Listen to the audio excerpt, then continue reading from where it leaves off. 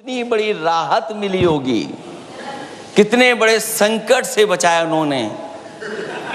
एक प्रधान जी को हटा करके प्रधानमंत्री बचा लिया आपने। और ऐसा अध्यक्ष महोदय आंदोलन किसी ने नहीं देखा, जिस आंदोलन में नई पीढ़ी के लोग, कम उम्र के लोग निकल करके आ गए और जो नारे दिए गए।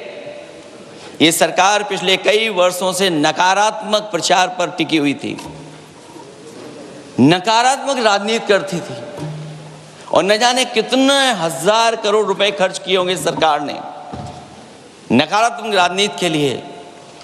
लेकिन नई पीढ़ी को मैं बधाई देना चाहता हूं, उनके मनोबल को और उनकी एकता को, और जिस तरीके से उन्होंने प्रचार किया, अंततः सरकार को झुकना पड़ गया। भाजपा वचन नहीं देती, जुमला देती है।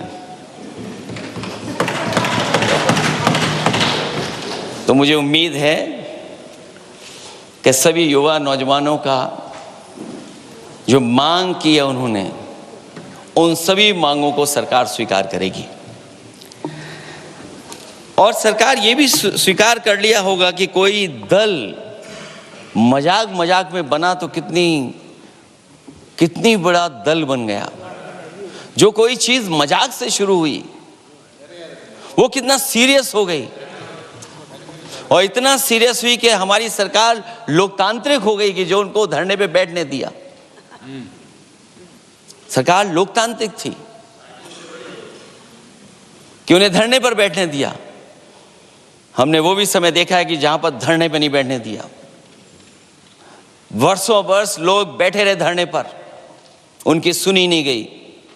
इसी दिल्ली को घेरा था किसानों ने, और सरकार को लगा कि चुनाव आ गया तो सरकार ने तीनों काले कानून वापस ले लिए।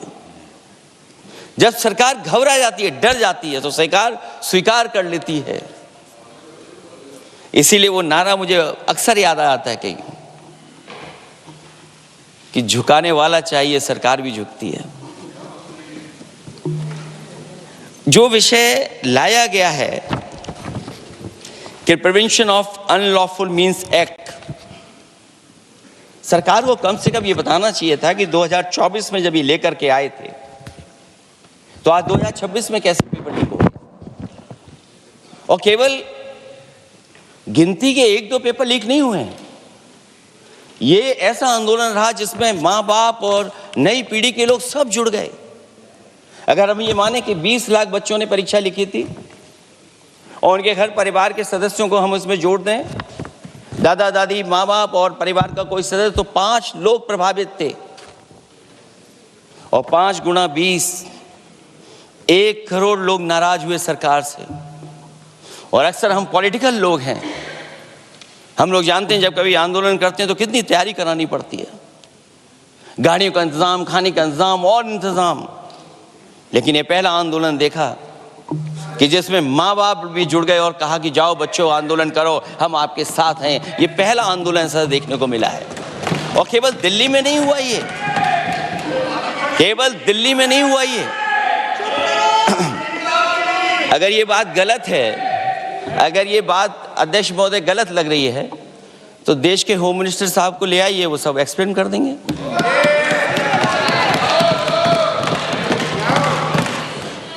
पहला आंदोलन जिसमें माँ बाप ने साथ दिया, क्योंकि परीक्षा से कितना दुखी हैं लोग। ये जो परीक्षाएं लीक हुई हैं, कई महीनों पहले ये किताब बना दी थी। और अध्यक्ष महोदय, जो लोग चढ़ावा चोरी नहीं बचा पाए, वो पेपर लीक कैसे बचा पाएंगे। जो भगवान के दरबार से दान गायब हो गया, दान चला गया, वो लोग पेपर लीक बचाएंगे। किस कानून को, जो कानून पहले बनाया उसी कानून का संशोधन करके लेकर आए। किसकी आंखों में आप धूल झोंक रहे हैं। और अगर कानून से बच रहा होता तो भाजपा की 10 साल की सरकार में 20 परीक्षाएं कैसे लीक हो गई। 20 परीक्षाएं लीक हुई अध्यक्ष महोदय, जिसमें कोर्ट तक जाना पड़ा, उसके बाद परीक्षा रद्द हुई है। दरोगा भर्ती का पेपर लीक हो गया, जूनियर इंजीनियरिंग के भर्ती का पेपर लीक हो गया, ग्राम विकास पंचायत अधिकारी का पर्चा लीक हो गया, नलकूप चालक भर्ती का यूपी टीईटी का परीक्षा लीक हुआ, और एक बार नहीं हुआ 3 बार पेपर लीक हुआ यूपी टेट का। हाई स्कूल बोर्ड का परीक्षा लीक कर दिया, इंटरमीडिएट की बोर्ड की परीक्षा लीक हुई, इंटरमीडिएट का फिर परीक्षा का लीक हुआ, कई बार हुई, सिपाही भर्ती लीक हुई। आप सोचिए कितनी परीक्षाएं लीक हुई हैं।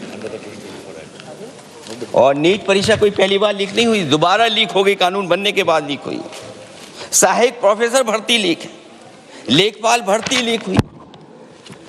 यूपी जैसे स्टेट जो सबसे बड़ा स्टेट है, जहां से प्रधानमंत्री चुन करके आते हो, वहां तक पेपर लीक हो जा रहा है। और जो संस्था परीक्षा एग्जामिनेशन करा रही है, वो एनटीए में भी आउटसोर्स कर दिया आपने। हम विपक्ष के लोगों को तो डर ये लगता है अध्यक्ष महोदय, कहीं ऐसा ना हो कि ये पूरी सरकार को आउटसोर्स कर दें। आउटसोर्स सरकार है, जो सबसे विश्वसनीय संस्था है, उसमें आउटसोर्स पे आपने कर्मचारियों को रखा हुआ है। किस बात की जवाबदेही है? यही अकाउंटेबिलिटी है आपकी? कहीं अकाउंटेबिलिटी ये तो नहीं है आप अकाउंटेबिलिटी को ये कहीं समझ बैठे हो कि अकाउंट को भर दे वो एबिलिटी वाला ही हमें चाहिए? कहीं वो अकाउंटेबिलिटी तो नहीं है। आप बताइए, एनटीए को आउटसोर्स किया हुआ है आपने। जिस संस्था की जिम्मेदारी है महत्वपूर्ण परीक्षा कराने की, उसमें सब आउटसोर्स। और ये सच कहा कि कांग्रेस पार्टी के माननीय सदस्य ने मांग की है कि वो हम लोगों को पता होना चाहिए आखिरकार कौन लोग थे जो आउटसोर्स होकर के बैठ करके परीक्षा में इस तरह की घोटाला कर रहे थे। आखिरकार जवाबदेही क्या है, किसकी थी? और फिर केवल नीट की परीक्षा की बात करें और परीक्षाओं की बात करें, अगर हम अध्यक्ष महोदय, जब से सरकार बनी है तब से सरकार की कोशिश रही है कि शिक्षा, परीक्षा और यूनिवर्सिटी का ताना बाना पूरा ध्वस्त हो जाए, उसको एक रंगी बना दें हम, उसमें अंडरग्राउंड अनरजिस्टर्ड लोग शामिल हो जाएं। ये पिछले जब से भारतीय जनता पार्टी की सरकार आई है तब से हो रहा है। और फिर शुरुआत कहां से होती है? क्योंकि आप नहीं चाहते कि देश के गरीब लोग पढ़ें लिखें आगे बढ़ें। सरकार ने सबसे पहले हमला किया प्राइमरी स्कूल पर, और प्राइमरी स्कूल कितने बंद किए हैं आपने? जहां से बच्चे की शिक्षा की यात्रा शुरू होती है। एक गरीब परिवार का बेटा, बच्चे कहां से पढ़ करके निकलते हैं? सबसे पहले प्राथमिक शिक्षा सरकारी स्कूलों से पढ़ करके निकलते हैं। हमारे बहुत सारे माननीय सदस्य होंगे